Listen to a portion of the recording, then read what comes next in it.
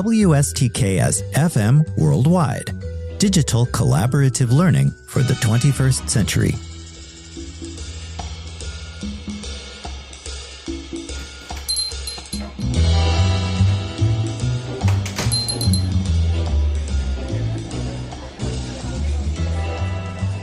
Welcome back to the Collaborative Café, Summer 2025 edition, a podcast series to help college and university instructors cultivate key 21st century skills in their students, regardless of course focus or modality. Hello again, everyone. I'm Stokes Schwartz, a professor in the Center for Integrative Studies in the Arts and Humanities here at Michigan State University. Have you ever assigned a team project, maybe a deep dive into ancient Greek drama, a creative writing project exploring poetic forms, or maybe an analysis of an art movement, only to find that some learning team members are missing in action? Or perhaps one member always takes charge, while others passively follow. The core challenge in the humanities, where nuanced expression and creative synthesis are paramount, is fostering an environment where every voice is heard, every perspective valued, and every student takes genuine ownership of their collaborative, intellectual, or creative work. After a quick break, we'll look at 3 ways you can use to enable and empower student leadership within learning teams, transforming passive groups into self-directed, high-functioning teams.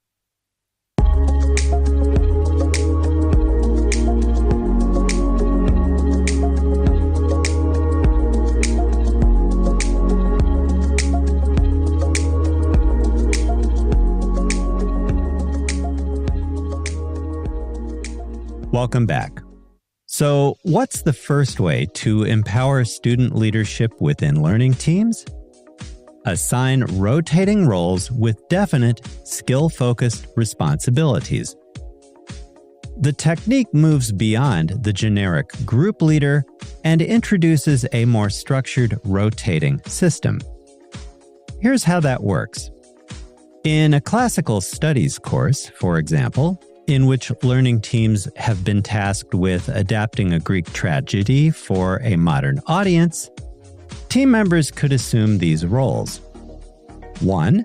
The textual alchemist dives deep into the original Greek text, or translation, to identify key themes, character motivations, and dramatic structure. They might use an app like Perusall for collaborative annotation, or a Google Doc for shared textual analysis, cultivating meticulousness and close reading skills. The dramaturg's assistant, on the other hand, focuses on historical and cultural context. This person researches ancient Greek theatrical conventions and mythology, curates relevant images, articles, and scholarly debates on a shared Wakelet collection.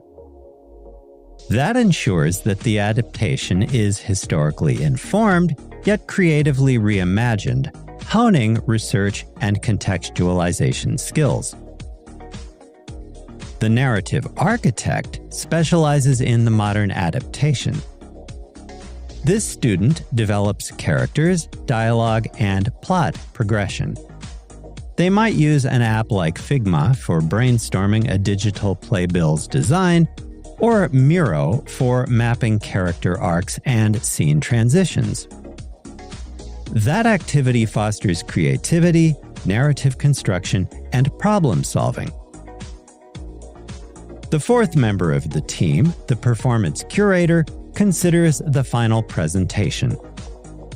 They research innovative digital performance techniques, explore open-source sound effects, or storyboard visual elements using an app like Canva for virtual stage design.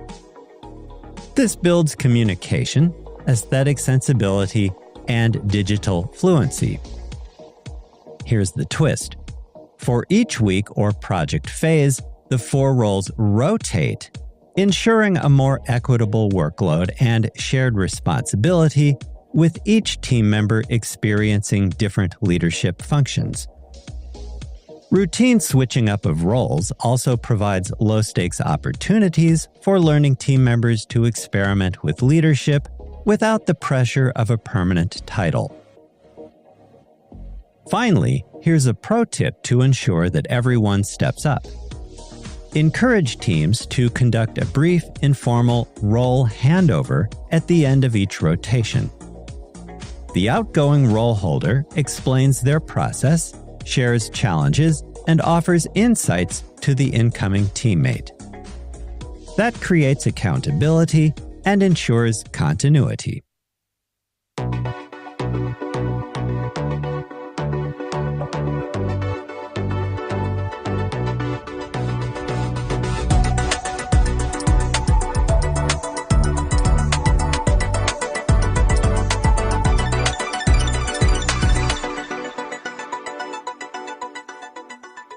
You might also foster metacognition and shared problem-solving through a Think Aloud protocol, creating a structured space for learning team collaboration.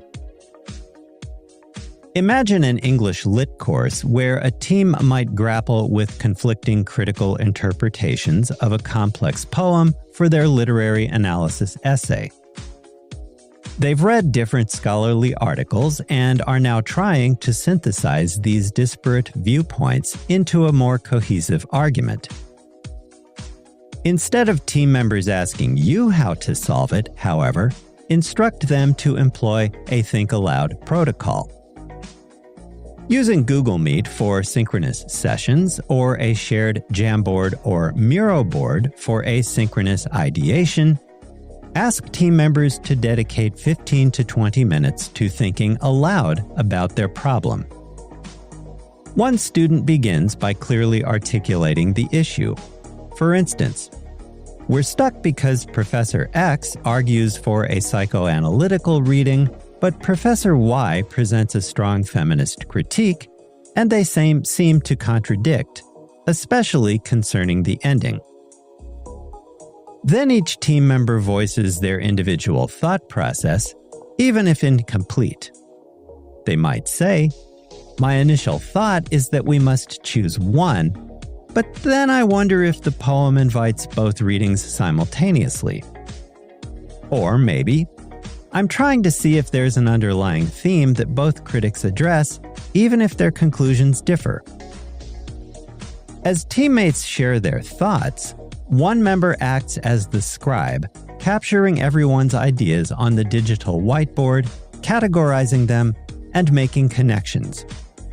That process externalizes members' individual critical thinking, allowing other team members to build on emerging ideas, challenge assumptions in constructive ways, and identify solutions collaboratively. Exposure to diverse problem-solving approaches cultivates adaptability, critical thinking, and conflict resolution as team members learn to navigate differing viewpoints with respect. It's a powerful way for students to own their challenges and find solutions from within their team.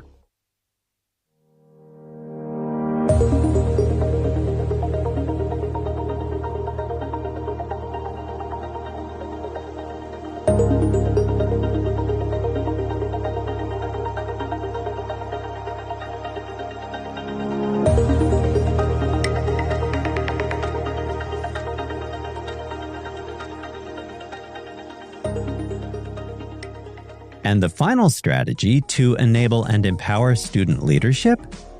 Empower students to become more discerning critics of their own and their peers' work through a continuous cycle of improvement and ownership. Beyond simple peer review, the process encourages a culture of constructive, guided critique that leads to genuine iteration and refinement. Consider an art history course where students might be collaborating on a digital exhibition exploring an artistic technique across different eras. Instead of a single submission, introduce a curated critiques loop. At key milestones, perhaps after a draft of their exhibition layout, or initial selections of artworks and analyses, learning teams share their work with one or two other designated teams. But here's the twist. Instead of a free-for-all critique, provide a specific rubric or guiding questions for the peer review, focusing on elements relevant to the assignment. For example, in our digital exhibition example, questions might be, does the chosen narrative effectively connect the artworks through the lens of the technique? Is the visual flow of the digital exhibition intuitive and engaging? Are the analytical texts clear, concise, and academically rigorous in their discussion of the artwork's historical and cultural significance? You get the idea. Teammates can use Vocaroo or Flip to provide audio or video feedback to each other, allowing for more nuanced and empathetic tone than written comments typically allow. They can also highlight specific sections of a shared document in Google Slides for textual feedback on analyses. The crucial element is the curation of the feedback process. Students aren't just giving opinions. Rather, they're applying analytical framework to peers' work, which deepens their own understanding of the subject matter and the craft. After receiving feedback, the original team holds a dedicated response and revision session using members' preferred collaborative document tool. They collectively discuss critiques, decide which ones to incorporate and why, and then document their decisions and revisions. That documentation is vital. It shows members' metacognitive process, their ability to synthesize feedback, and their collective ownership of the revised product. That iterative process, driven by peer insight and self-reflection, cultivates sophisticated critical thinking and problem-solving, empowering learning team members to take full ownership of their work and become more active, self-directed creators of knowledge.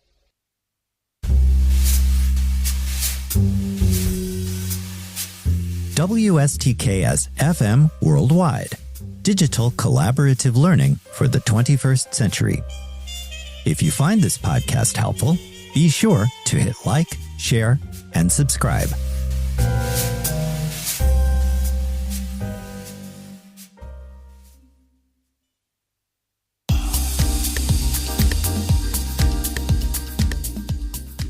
Before we wrap up, let's review the 3 powerful ways to empower leadership within student learning teams.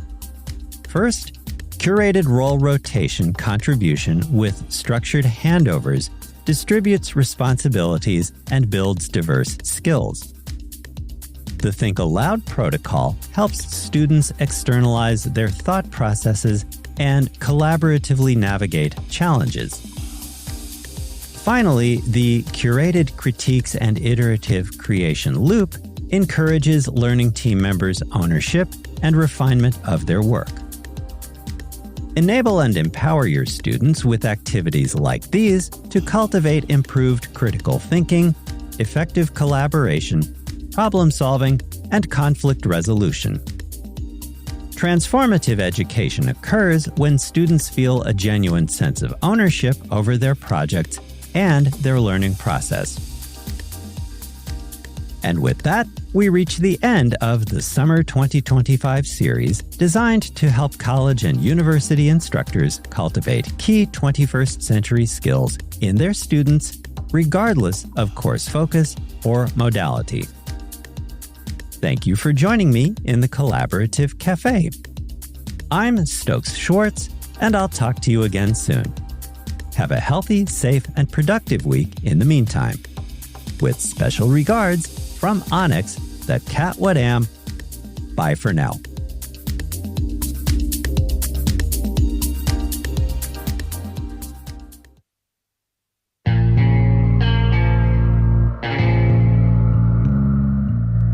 You've just heard a podcast from WSTKS-FM Worldwide, digital collaborative learning for the 21st century.